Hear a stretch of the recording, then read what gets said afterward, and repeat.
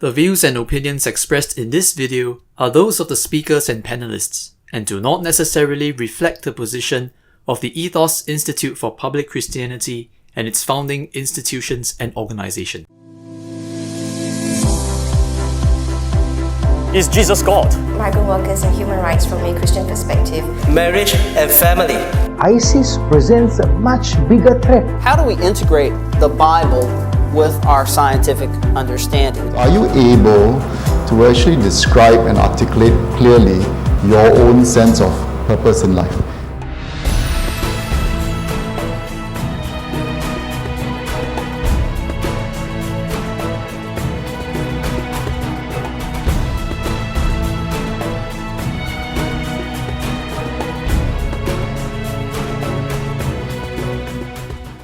I will start by giving a confession first. And my confession is this. I am not a political scientist. I have not spent my career passionately seeking to understand and analyze the interplay between, for example, Israeli politics and Palestinian politics. I have not been a serious student of the Middle East. So that's a confession. But it's also with that confession in mind that perhaps I can come at this with a bit more of an open mind because I have a chance to look at both sides. And as an ethicist and a theologian, obviously, I have a keen interest in the moral and political aspects of both sides, so to speak, in the debate with respect to both Christian Zionism and with the Middle Eastern set of political problems and challenges that are being faced. Now, the second thing I want to start with is a little bit of a story. Just so you know a little bit of my background, I was raised in the United States in a Christian home. I went to a conservative, Bible-believing Baptist church growing up. I was involved with the youth group, and I was discipled in university by a staff member of a conservative Christian organization. And I share that, being part of that community in the United States, because I was fed a steady diet of pro-Israel and, frankly, quite negative and anti-Palestinian attitudes, as well as a very kind of dispensational, premillennial perspective on the events and politics of Israel.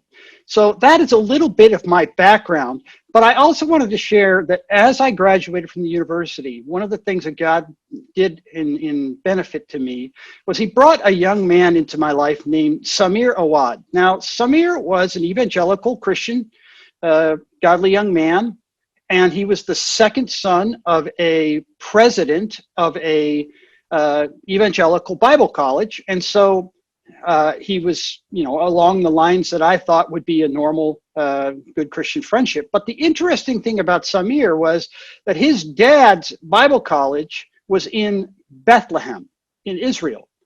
Bethlehem Bible College was the name of the school.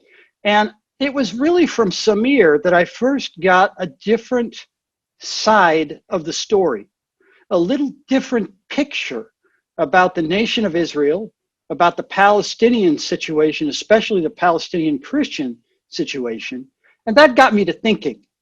And so ever since, I have kind of followed with some level of interest off and on what is going on and what is happening with respect to Israel and with respect to Christian Zionism specifically. Now, having said that, we already had a definition, but I'm going to go ahead and give another one. But this one is going to kind of highlight a little bit of the politics. The definition I'm using is from Robert O. Smith, and he is going to say that Christian Zionism is a political action informed by specifically Christian commitments to promote or preserve Jewish control over the geographic area now comprising Israel and Palestine. And, it's a little bit of a mouthful. So what I want to do is unpack it just a little bit so we can take a look and see more closely what he means. A political action, and this is the part we're going to focus on a little bit more here tonight, And this is the idea behind this political action. It's an active pursuit and support of giving the Jewish government full control of the lands currently comprising the undisputed, and for many of Christian Zionists, the disputed territories of Israel. We'll talk more about that in a little bit. So this is kind of the central political concern. There will be more, and we'll talk about them. And then the Christian commitments, which already were shared with us by Dr. Satterthwaite, but really the idea of fulfilled prophecy through the return of the Jews to the ancient homeland, and especially a heightened anticipation, and I would say human facilitation of the eschaton. This idea that Christians have a role to play in the perhaps acceleration or facilitation of the end times events, and that Israel has Israel as a nation has an important role in that. So where did Christian Zionism come from? What's some of the history behind it? And we'll see that that tells us a little bit about the politics as well. And I've got to say right up front, this is an incredibly truncated and selective history. There are great histories that have been written about Christian Zionism, and there are many things to be aware of. So this is not exactly going to be a comprehensive look, especially because of our time frame. But Christian Zionism formally arose in the latter part of the 19th century, okay? So fair enough, we need to understand that Christian Zionism as a formal movement is a fairly recent thing. However, the central idea of Jewish restoration to their ancient homeland is not a new idea. And I refer you to the excellent book that Dr. Satterthwaite already mentioned, The New Christian Zionism. Gerald McDermott is the editor, who, chapter 2, he traces some of the additional work that the early church even did on the question of, does Israel, or will Israel be restored to the literal land that was promised to them by God in the Old Testament covenantal set of promises? So I want to say that up front, but I'm going to really skip forward. My point here is to just show you that Christian Zionism as a movement did not necessarily rely specifically on what I'm going to call dispensational premillennial theology. It predates that, and the interest or the idea that Christians understood and supported the notion that the Jews might return to the land of promise. Now, Thomas Brightman, in his commentary in 1609 on Revelation, says this: "Shall they," referring to the Jews, "return again to Jerusalem?" Now, again, he's just speaking of Jerusalem here, not the entire land. He says, "There is nothing more sure. The prophets plainly confirm it." So clearly, Brightman was predating any kind of dispensational thought. John Owen, the great Puritan, talks about this when he says, "Moreover, it is granted that there shall be a time wherein the Jews and all over the world shall be called and effectually brought unto the knowledge of our Lord Jesus Christ. They shall also receive deliverance from their captivity, restoration unto their own land with a blessed, flourishing, and happy condition therein." Now, those are kind of more, shall we say, theological conclusions respecting the notion of Israel's return. But here we see more of what we might call a theopolitical perspective. And this is from Lord Shaftesbury in Britain in 1854, when he says about the Jews in his diary, he said, "The Jews are a nation without a country that should be resettled in a country without a nation," which is a fascinating way to describe the ancient homeland of the Jews at that time, because there were people, there was a country there, but not according to Lord Shaftesbury. And in many ways, Shaftesbury is a good example of the development of Christian Zionism from a political standpoint, because you begin to see that there is a kind of theological dressing or basis for a socio-political interest. And that socio-political interest, the way that Mitri Rahab describes it, he says, these are theopolitical visions that articulated what he calls an imperial agenda woven with religious rhetoric and packaged in a religious overcoat. Now, that's a little bit granted, it's a little inflammatory, but the idea is, and he's pointing out, and I think he's probably right, is that some, at least, of British's interest in the acquisition of the Holy Land and the restoration of the Jews in their stated purposes revolved around their colonial interests, okay? And we're actually going to kind of see how this works, because it's really, in terms of leading up to the Balfour Declaration here, several things happen. First of all, you have the rise of John Nelson Darby's premillennial dispensationalism. Bishop Darby develops this and promotes this throughout the 19th century. And in many ways, it catches on, especially it catches on in the United States, thanks to the Schofield Reference Bible, which kind of codifies this premillennial dispensational view.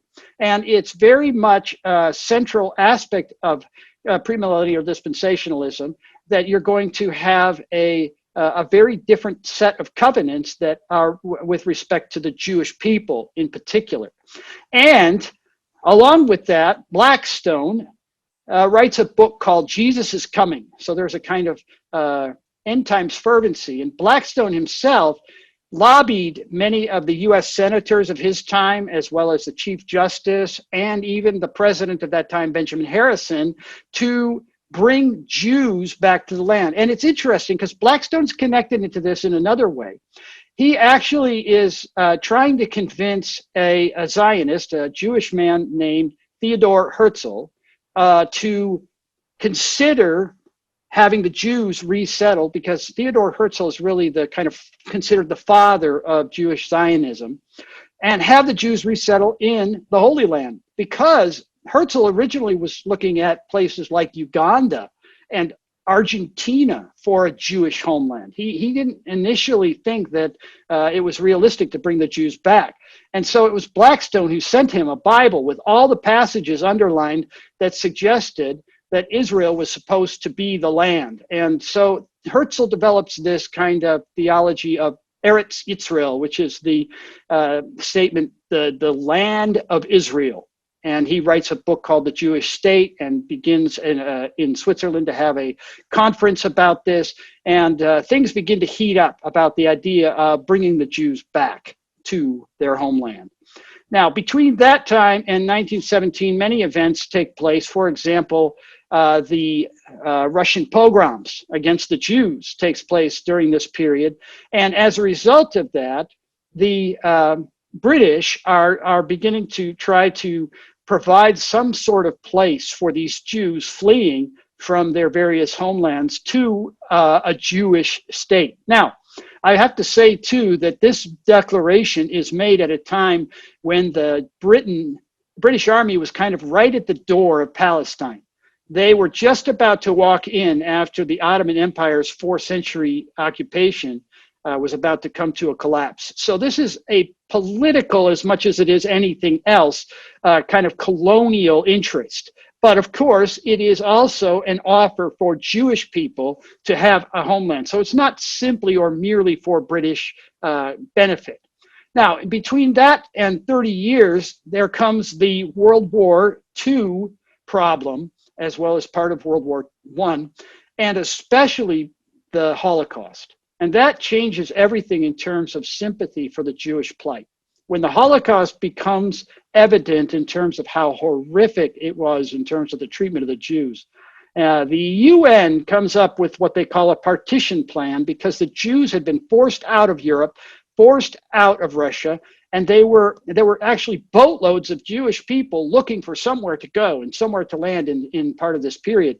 And so the UN partition plan was, let's give the Jews a part of, and you can see that that green area was the Jewish partition, and that the yellow area was the Arab state, and then the white area was supposed to be an international non-Jewish or Arab area. And this was proposed in the UN to bring a kind of opportunity to the Jews to create their own state. So all of that to say that this leads us and brings us to that great moment when the Jews are in many ways a displaced people at this time in history, and there's a great deal of sympathy toward them, at least in some parts of the world. And so Britain decides it's going to withdraw from its colonial possession of this area. And in that withdrawal point, that is when the Israeli community makes its declaration of becoming an official state on May 14th, 1948. And in that, there is a subsequent recognition by other nations, not all nations, obviously. In fact, none of the nations around it gave recognition to this, but many other nations, especially like the United States, were very quick to jump in and support Israel. In fact, in his book, Politics of Zionism, Merkley says that Truman's Christian faith had a lot to do with his supporting of this decision. Now, that's a debatable point, but the point is that Christians did have a great deal of encouragement throughout this period to see that the Jews were returned to the land. Now, one of the big things was not just the formation of the state of Israel in 1948, but the Six-Day War in 1967 convinced many Christians that God was on Israel's side. Both of these events, both the 1948 war as well as the Six-Day War in 1967, many Christians said was irrefutable evidence that God was for Israel and that he miraculously and divinely intervened on Israel's behalf, and that the only explanation is that God was creating this new state of Israel. And that is a lot of what the impetus was for books like The Late Great Planet Earth and Hal Lindsey. Now, the initial support from the U.S. mainline denominations was strong, interestingly enough. That waned very quickly, but there was a growing support among more evangelical conservative right Christians in the U.S., especially after the 1970s. And there was a great deal of writing, use of seminars and television to support this growing idea that Christians, if they were to be on God's side, so to speak, needed to support Israel as a political entity. Now, there's one more thing I want to mention in the history here, and that is that this is not necessarily, sometimes it's been characterized as kind of a Western Anglo-Saxon, especially a United States supporting entity, this kind of idea of Christian Zionism. But I want to emphasize the fact that it's not just an American or Western movement anymore.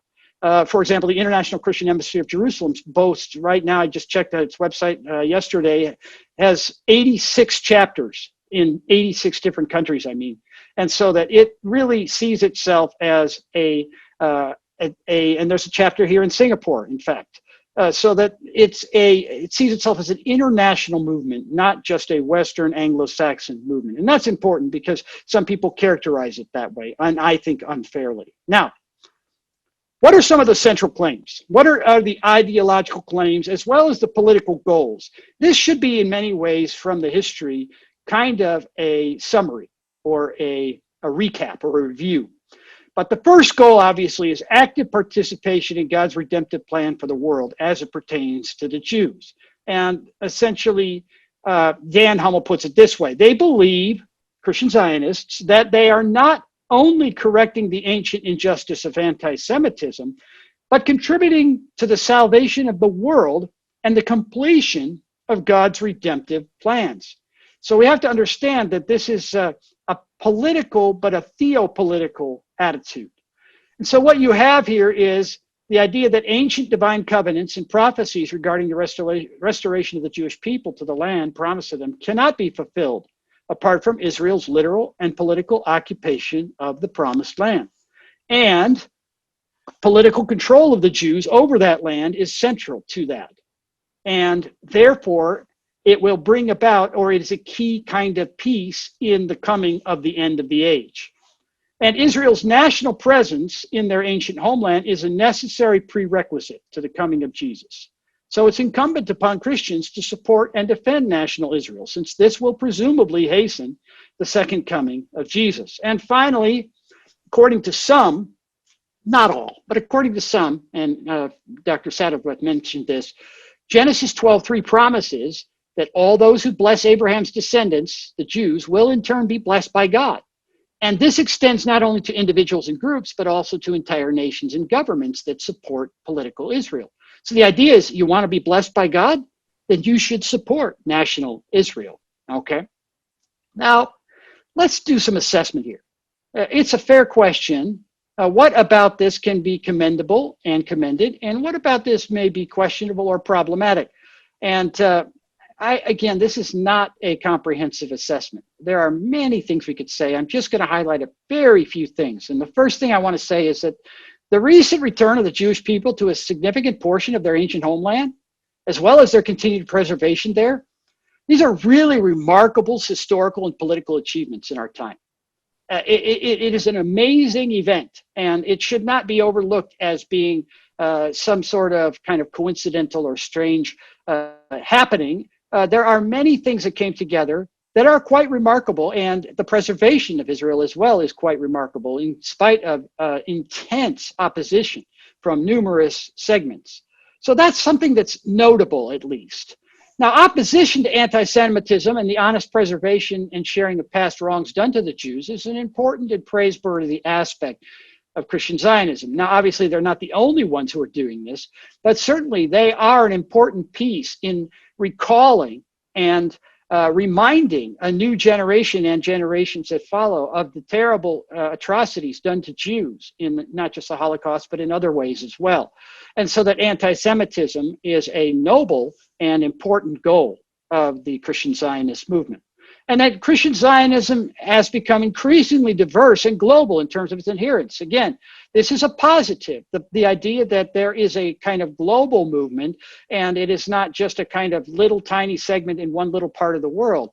This globalism, I think, will be a healthy thing for Christian Zionism in terms of getting input and perspective from other parts of the world and other perspectives around the world. Now, Christian Zionism also has been a significant and valuable source of interreligious dialogue and cooperation between Christian Zionists and Jews. Now, this is something that's often not mentioned, but this is a significant aspect that's praiseworthy. They have done amazing work in terms of their dialogue together as Christians and with those Jews, especially politically and in terms of the Jewish people within Israel itself.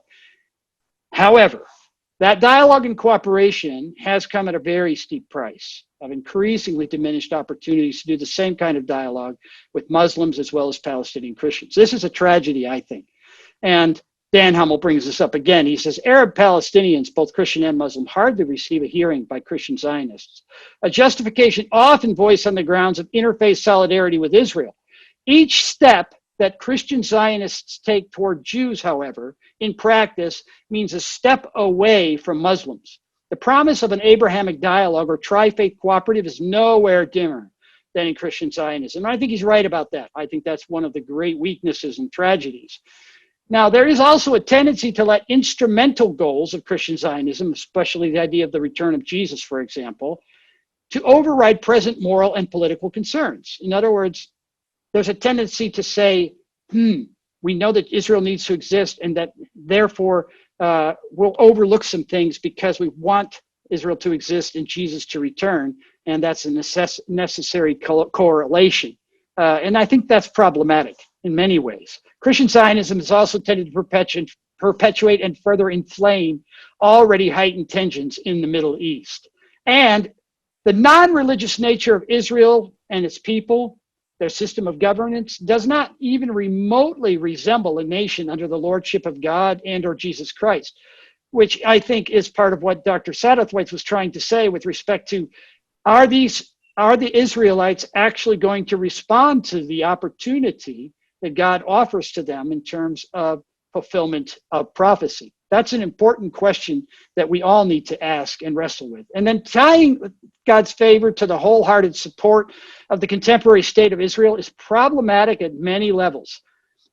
And again, we could go into a lot of detail, but we'll keep moving. I like what Gerald McDermott has to say about this issue as well. Closely linking and equating historical and current political realities and events with specific purposes and plans of God holds many serious pitfalls and dangers.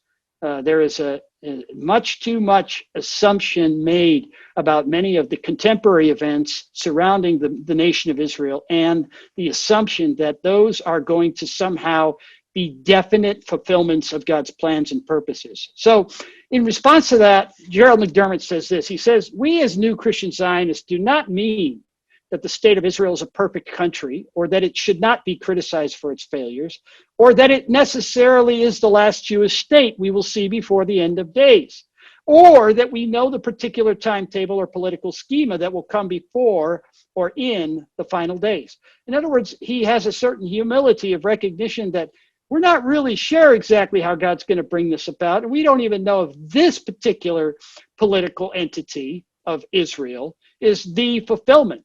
It may be something in great many years in the future. We don't know, and we don't have the ability to know. So where do we go from here? I'm going to make some basic observations and to make some concluding statements. First of all, I think Christian Zionists need to be more discerning and fair in assessing Israeli policies and actions, especially with regard to the plight of Palestinians in Gaza and the West Bank. Now, a lot can be said about that. We can discuss it in the Q&A. That's fine. But taking an instrumental view that overlooks or minimizes wrong for the goal of establishing Israel's borders according to Old Testament covenantal land grants and the rebuilding of the temple, I believe is immoral and short-sighted. And I know that's a very controversial statement, but I believe that it puts too much emphasis on the political aspect and not enough on the intervention of God. So those who do not support Israel, on the converse, need to stop unconditionally defending the bad leadership and all or none diplomacy of the Palestinian authorities as well, and its poor treatment of Palestinians under its governance. In other words, we got to criticize both sides here. We can't take unconditional support of one to the absence of the other. And closely related, Palestinian leaders need to be held accountable by the international community for their immoral attitudes and actions. They need to recognize the humanity of the Israelites and demonstrate a genuine willingness to negotiate, compromise, and care about the welfare of their own people, which is something they're not really doing.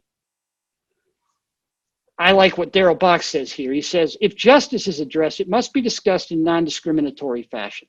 If there are injustices from Israel that need attention, so are there injustices that come from those who oppose her with hostility and hatred. Justice needs to be invoked carefully in a balanced way, taking into account all the factors that have led to the loss of rights, property, health, and life. And there appears to be only one reasonable way forward, in my opinion. And that's seeking a fair and constructive compromise between the Israeli and Palestinian leadership. But I don't think it's going to happen by a broker like the United States. I think it's going to have to be done through a Muslim country. And I think that what Khalid Abu Tomai says is helpful here. He says, Americans and Europeans who keep talking about the need to revive the stalled peace process in the Middle East continue to insist that peace is still possible and that the ball is in Israel's court. The Americans and Europeans fail to acknowledge that in order to achieve peace, the leaders of both parties must prepare their people for compromise and tolerance. And I don't see that happening in the Palestinian leadership. So that's one of the major problems here.